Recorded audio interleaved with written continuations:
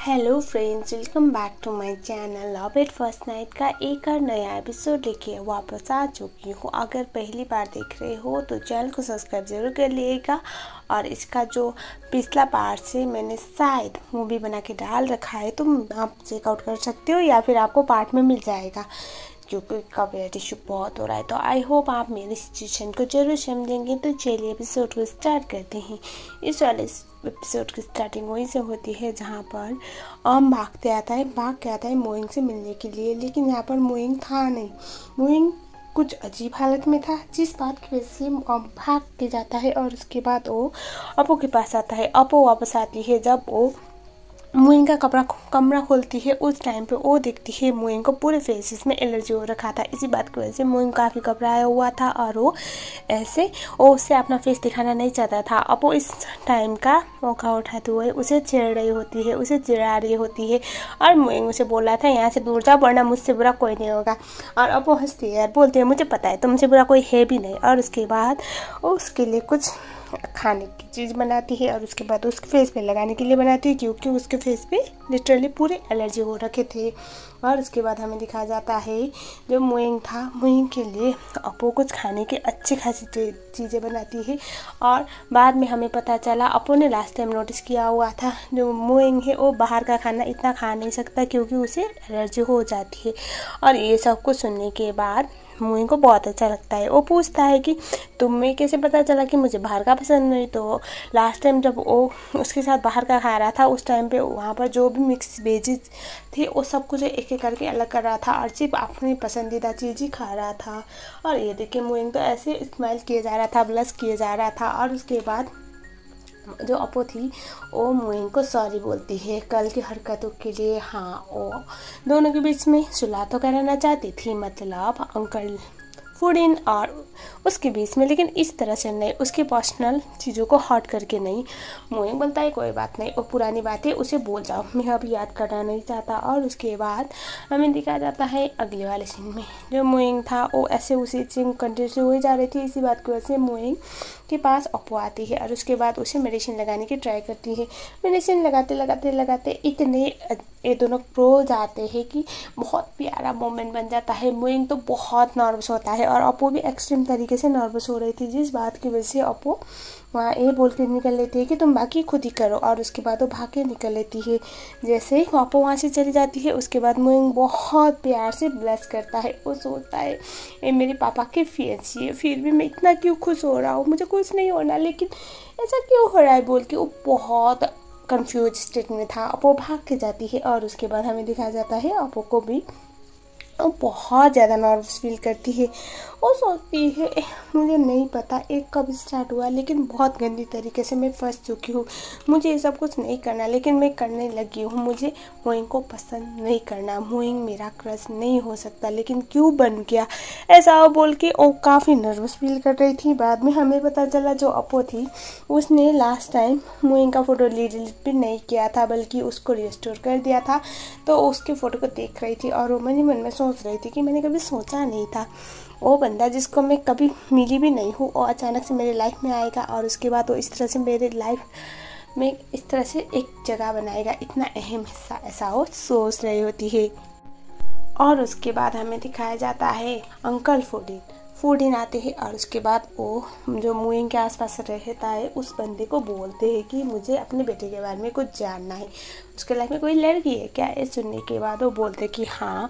और उसके बाद उसे उसके रूम में लिया जाता है जहाँ पर ढेर सारे सेलिब्रिटी के साथ मोइंग के फोटोज़ थे। मतलब उसे सेलिब्रिटी के साथ फैन मीट में जाना बहुत पसंद था, वही वाले मोमेंट्स के फ़ोटो थे। और उसके बाद वो बोलते कि इसके अलावा कुछ और भी होगा ना जहाँ पर मेरा बेटा किसी लड़की के साथ इन्वॉल्व हो। ये सुनने के बाद असिस्टेंट बोलता है शायद बॉस किसी को तो पसंद करते हैं, क्योंकि मैंने कुछ तो देखा हुआ है, ऐसा वो बोलता है। इसे नहीं पर काट दिया जाता है। अगले दिन में दिखाया जाता है मोइंग अभी भी वही हालत में था। और उसके बाद वहाँ पर आता है डी और उसके बाद डी बोलता है मुझे तुमसे कुछ बात करनी है। मुझे ना अंकल और अपू के बीच में कुछ पता चला है। ये दोनों कोई सच में शादी करने के लिए नहीं आए थे। ये सुनने के बाद मोइंग बोलता है मुझे भी अच्छी तरह से पता है कि ये सच में शादी करने के लिए नहीं आई है इस घर में, कुछ और बातें क्यों आई है इस घर में, और पापा और इसके बीच में क्या कॉन्ट्रैक्ट हुई है, क्या डील हुई है, मुझे तो वही समझ में नहीं आ रहा। ऐसा वो बोले जा रहा होता है। और उसके बाद डी बोलता है इतना तो तुम श्योर हो जाओ कि अपू और अंकल के बीच में शादी वाला कॉन्ट्रैक्ट नहीं था, लेकिन अंकल अगर इस घर में उसको लेके आए थे तो बस पैसों को क्लियर करने के लिए तो नहीं लाए हैं, कुछ और बातें जो हमसे छूट रहा है, या फिर अंकल तुम्हारे साथ कोई डबल गेम खेल रहे हैं। ये सुनने के बाद मोइंग बोलता है पापा के बारे में कोई बकवास मत करो, लेकिन मुझे लगता है अपू यहाँ पर कुछ ना कुछ तो करने के लिए आई हुई होगी। और उसके बाद वो बोलता है कि या फिर ऐसा है कि पापा और मेरे बीच में जो भी है उसको सॉर्ट आउट करने के लिए आई है, लेकिन पापा ऐसे वाले इंसान तो नहीं है कि उनका ईगो इतना ज़्यादा बड़ा है वो अपने खुद के बेटे के साथ सुलह कराने के लिए किसी और को हायर नहीं करेंगे,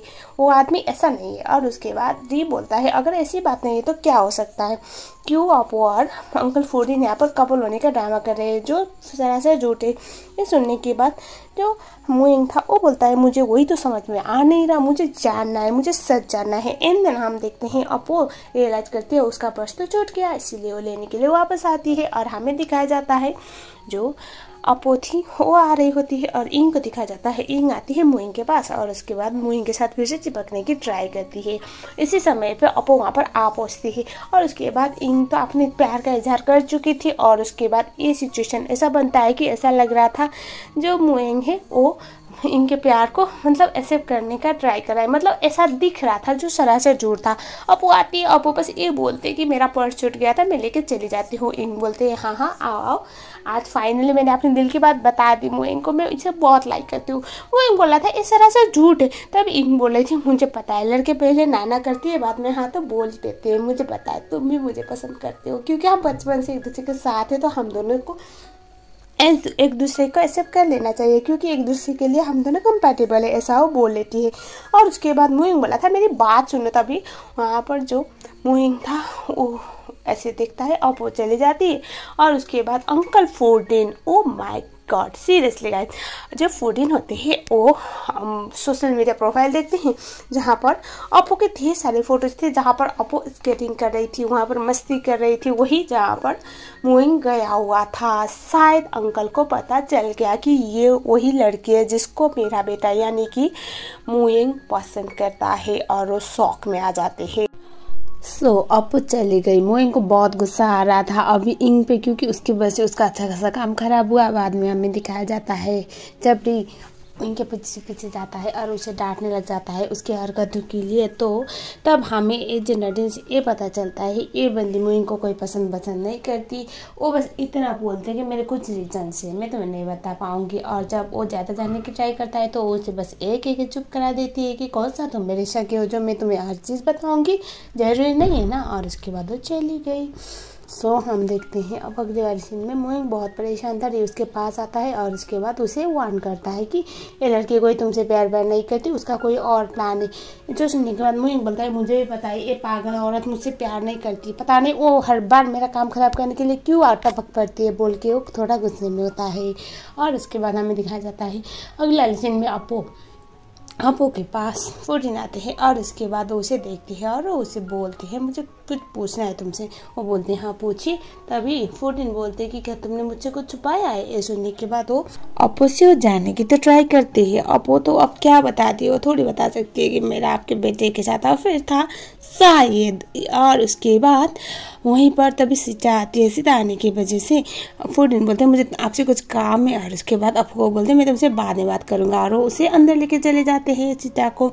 और उसके बाद अंदर जाने के बाद सीता बोलते हैं कि मुझे आपसे कुछ काम है, आपको मेरी मदद करनी पड़ेगी इस बार। और मुझे पता है आप ये सब कुछ चीज़ सॉल्व करने में मेरी मदद कर सकते हो। और उसके बाद सीन यहीं पर काट दिया जाता है।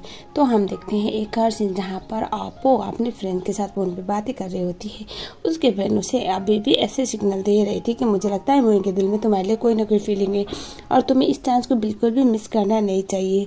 जो सुनने के बाद अपो बोलते कि तुम्हें ऐसा क्यों लगता है। तभी उसके फ्रेंड बोलते कि वो बहुत केयरिंग बंदा है, वो बुरा नहीं है, बस तुम दोनों के बीच में गलतफहमी ना तुम दोनों के एक दूसरे से अलग कर रही है, ऐसा बोलती है। और उसके बाद तो उसे पूछती है एक बात बात बताओ, अगर तुम्हें अपनी आंटी के पैसे पे ना करने होते तो क्या सच्ची में तुम मोहिनी को एक्सेप्ट ना करती? तो सुनने के बाद अपू अपने मन में यही सवाल कर रही थी कि अगर वो सब कुछ ना हुआ होता, अगर उस दिन मैंने आंटी का फ़ोन पिकअप ना किया होता तो ये सब कुछ सही होता, ऐसा वो मन में सोचती है। और उसके बाद ये दिखाया जाता है, अपू कुछ इमेजिन कर रही थी, मतलब काश उसने उस दिन आंटी का फ़ोन इग्नोर मारा होता, बस इतना ही। और उसके बाद अभी प्रेजेंट में उसकी फ्रेंड उसे फिर से सपने से बाहर आने के लिए बोलती है, क्योंकि मैडम मलेरिया काम बिगाड़ चुकी थी। तो अपो मन में यही सोच रही थी। तो इसी कन्फ्यूजन के साथ ये वाला पार्ट ख़त्म हो गया। तो उम्मीद है आपको ये जरूर पसंद आया है। अगर आया है तो वीडियो को लाइक ज़रूर करिएगा। अगर आप लोग मेरे चैनल में नए हो तो चैनल को सब्सक्राइब जरूर कर लीजिएगा। मैं मिलूँगी आप लोगों के साथ एक और नए पार्ट के साथ। तब तक के लिए थैंक यू सो मच।